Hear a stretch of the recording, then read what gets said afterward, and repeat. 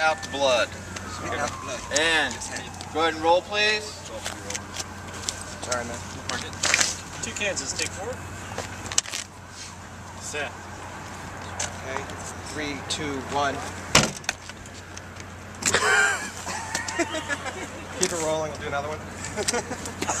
When I was a kid, one of the first things I did when I was making Super 8 movies was basically pour blood all over my sister's head. I mean, it seems like all the movies I made when I was, 10 years old involved spurting blood. So, all of a sudden I get the opportunity to throw blood all over the place.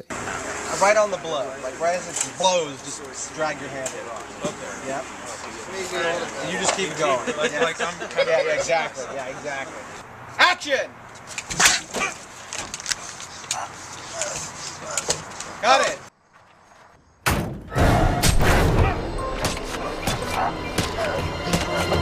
Also, I'm a big fan of decapitation scenes.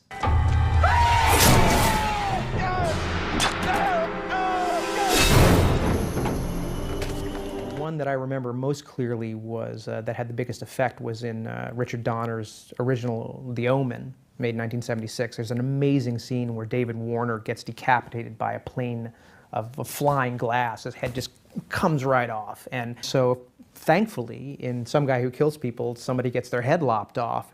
And because I prefer the old school techniques, that meant getting a mannequin and a dummy head and some monofilament wire and the air cannon, filled with blood, and basically just knocking it off right in camera. And to me, that's just a way cooler way to do it than to build it in the computer.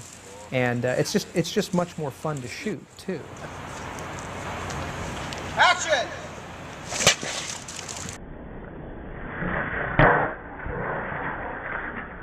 Just a lot of fun when you do it in camera.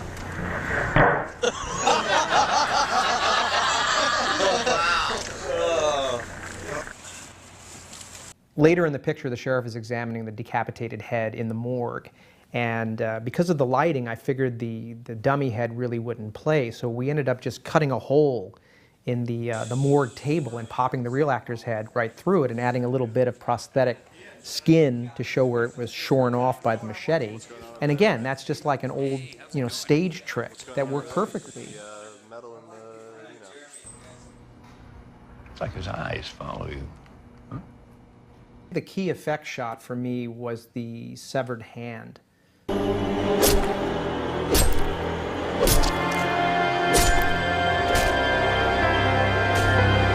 For whatever reason, when I was reading the script, that was the first real big image that came to my head. The idea of a hand that has been cut off, that is in the foreground, and still sort of alive, and in the background, the killer is whacking away at the rest of the body.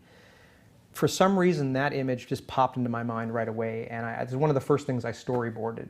To me, it sort of summed up the spirit of the whole movie. It was the violence, but it was also the kind of absurdist comic component too, all in one shot.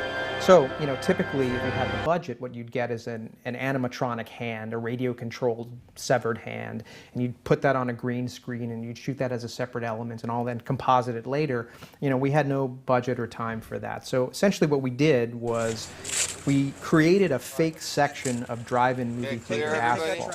The killing takes place in a drive-in movie theater. So I had the art department basically make a table out of plywood and glue down asphalt to the table. And then we cut a hole in the center of this table, and we had our effects guy stick his own hand through the hole, and then just added a little bit of wrist, just a little piece of wrist where it was shorn off.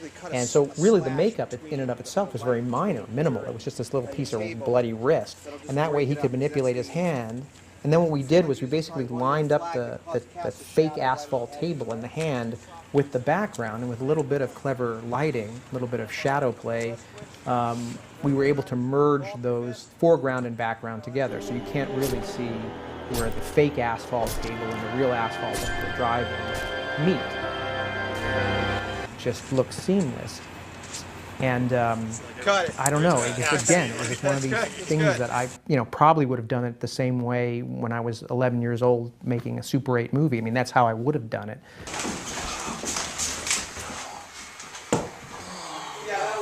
I think we could go back later, though, on the dolly. Action is great. That speed is great, and almost so that it doesn't die. I feel like, Kevin, once you get over here, there's not even a pause. You get here and it's like, you know, like that, like getting out. So when you're making a movie in 16 days, you have a lot to worry about. You have you're working at a very fast clip. And the same thing, Kevin. If you can kind of bring your head around a little more when you wake up, it's better. Let's do one. Action. Kevin.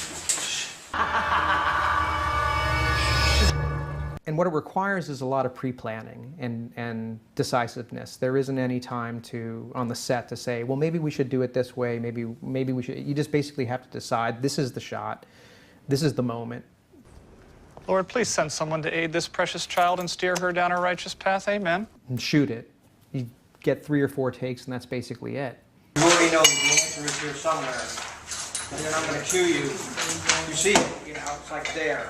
Everyone's going to race in. One of the things I was really concerned about was whether or not we would be able to secure a cast that was up to delivering the kind of performances that were required in the time that we had to shoot. Kevin Corrigan is somebody I'd known for many years, and we had always talked about doing something but could never really find a project. And when I read Ryan's script, I knew, I don't know, it was just one of those things where I just saw Kevin in the part. She asks the same pickup when she says it's Sunday. 2 seconds ago, you got up and said it was Sunday, but it should be like, right. You know, like it's like how could I blank? Should it be more of a? Yeah. I also think that's because Kevin is a new father and has a daughter of his own. There was something about the father-daughter relationship in the movie that appealed to him. If you're 11, that means you're in the 6th grade? 7th. I skipped ahead. Really? I have a good brain. Can you believe the way we just ran into each other? I mean, there's got to be a sign or something, right? Like, we were supposed to meet and spend time together. Yeah. Maybe. One of the things that I didn't expect was the chemistry that was between these particular actors. I mean, you can't manufacture chemistry. 33 years of putting up with you, and all of I ever get is fine. Most of these actors had never worked together before. And so when you put them together in a room, as we did when we did our first table read, it was really clear right away that they had this really interesting chemistry. Now. 34 years, and all I ever get is fine. Not now, Mom. Ah, yes. The other thing you say when someone pulls your string. Fine. Not now. Fine. Not now. To wind up working with someone like Karen Black, who, you know, whose films I pretty much grew up on. I mean, it didn't matter whether it's Burnt Offerings or Airport 75 or Day of the Locusts or, you know, 5 Easy Pieces, whatever it is. You know, having Karen Black in my movie was a real, you know, for a nerd like myself, it was such a, you know, it was so cool. Sean, how are you doing? Good. Okay, so I'll tell you what. Let's shoot one just to see what happens. And you know what, Karen, at the top, I'm going to have a little bit of awkward air here. Same thing with the rest of the cast. You know, Barry Bostwick. You know, of course, everybody knows him from Rocky Horror Picture Show. But you know, I knew him when he played George Washington on television, and you know, when he was in this crazy Hal Needham movie called Megaforce, which you should totally see. It's insane. You know, he has like a lover boy bandana and rides like rocket motorcycles that fly. But anyway, like working with these people. Lucy Davis, who, you know, I thought was terrific when I watched the original Ricky Gervais Office, you know, and Shaun of the Dead. What do we have here then? A frustrated artist or a harsh critic? No, I don't know. I leave the art to the artists.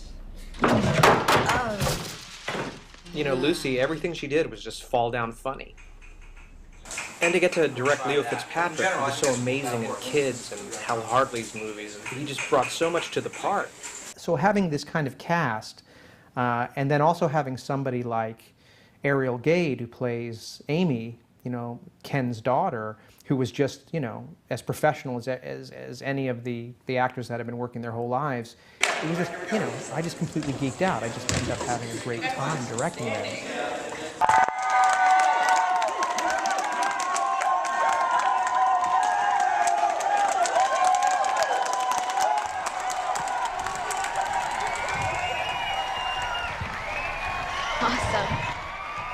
I think one of the added, I don't want to say pressure, but one of the concerns in the back of both mine and Ryan's head while we were making the movie was that John Landis was our executive producer. And, you know, John Landis had originally been slated to direct the movie, but, you know, I ended up getting the job when he went off to direct Burke and Hare, a big pet project of his. So I said, okay, well, good luck, and I left. But they asked me, Ryan asked me, can we use your name?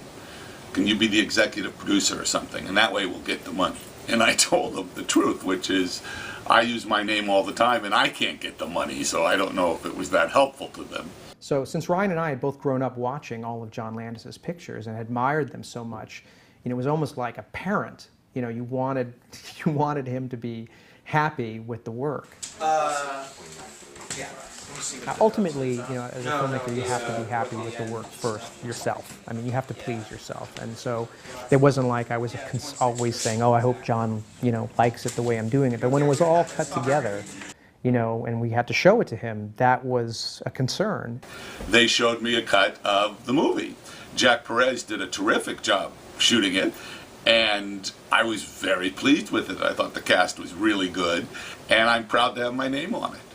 I can take very little credit for it, but I can congratulate Jack and Ryan for really doing a terrific job. Both Ryan and I just geeked out completely because John Landis, you know, John Landis likes the movie. Action! It was important to me that Ryan be happy with the movie. The script was one of the best I'd read in a million years. I mean, that's like an old Hollywood cliche. It's the best script I've ever read, but it really was. I mean, it was something that when I read it, I knew I had to do it. So I felt a real sense of responsibility to deliver. And he was there on the set every day. You know, he was there and we got along great. That was one of the things that was probably the most rewarding aspects of making the movie, was working with Ryan, because you know, it was basically us making the picture, and we both trusted each other. I respected the script so much, and he let me do my thing. And so ultimately, I think it, you know, I consider it one of the most rewarding, you know, collaborations of my entire career. And you know, I really hope we get to do another movie. In fact, we're talking about another thriller right now, so that'd be really cool. Thank